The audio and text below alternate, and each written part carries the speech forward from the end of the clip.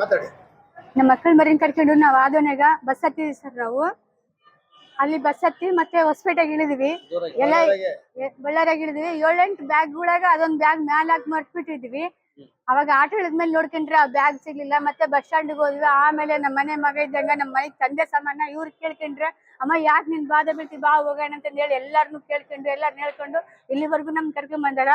ಈ ಪುಣ್ಯಾತ್ಮ ಇವತ್ತು ನಮ್ ದೈವಕ್ಕ ನಮ್ ಮನೆ ದೇವ್ರಾಗಿ ಬಂದ್ಬಿಟ್ರಿ ಇವತ್ತು. ನಮ್ ಡ್ರೈವರು, ಕಂಡಕ್ಟ್ರು ಪ್ರತಿಯೊಬ್ಬರಿಗೂ ಇದೇ ಗುಣ ಸಿಗ್ಲಿ, ಪ್ರತಿಯೊಂದು ಗಂಡ್ ಮಕ್ಳಿಗೂ ಇದೇ ಗುಣ ಸಿಗ್ಲಿ.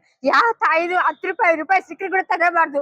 ಎಷ್ಟು ನಮ್ಮ ಮತ್ತೆ ಹೆಣ್ಮಕ್ಳು ಇಂಥದಾರ ಏನೋ ಈ ದುಡ್ಡಿಗೂ ಈ ಜೀವನಕ್ಕೂ.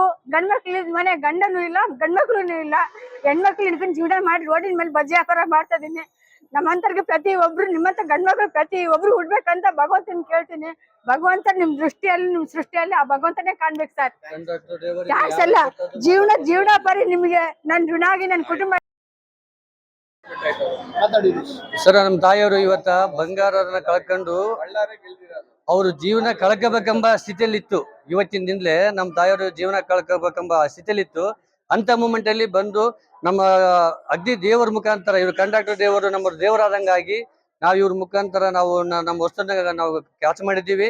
ಈಗ ಏನಾಗಿದೆ ಅಂದ್ರೆ, ಈಗಿನ ಕಾಲದಲ್ಲಿ 100 ರೂಪಾಯಿ ಸಿಕ್ಕರು ಕೊಡ್ಲಾರ್ದಂತ ಕಾಲ ಇದೆ.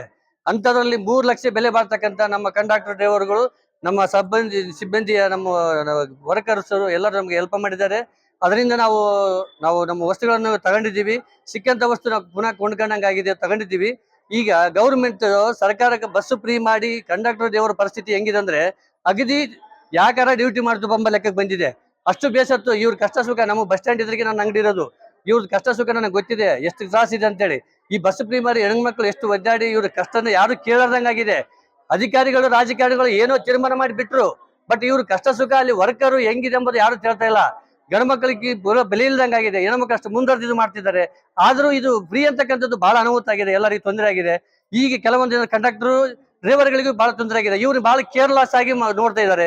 ಎಲ್ಲರೂ ಇವರು ದೇವರಿದ್ದಂಗೆ ನಮ್ಗೆ. ಇವು ಕಷ್ಟದಾಗದಂತ ಯಾವುದೇ ಇವು ಸಮಸ್ಯೆಗಳು ಕೆಲವೊಂದು ಕೀಳಾಗಿ ನೋಡ್ತಾರೆ. ಕಂಡಕ್ಟರ್ ಅವರು ಸರ್ಕಾರ ಗೌರ್ಮೆಂಟ್ ಬಸ್ಸಿನವರು ಹಂಗ ಹಿಂಗಂತೆ. ಇವ್ರು ಯಾರೋ ಫ್ರೀ ಏನೋ ಮಾಡಿದ್ದಾರೆ, ಇವ್ರದ್ದು ಏನ್ ತೊಂದರೆ ಇಲ್ಲ, ಇವರು ನಮಗೆ ಅಗ್ದಿ ಒಳ್ಳೆದನ್ನಾಗಿ ತೋರಿಸ್ಕೊಡ್ತಿದ್ದಾರೆ.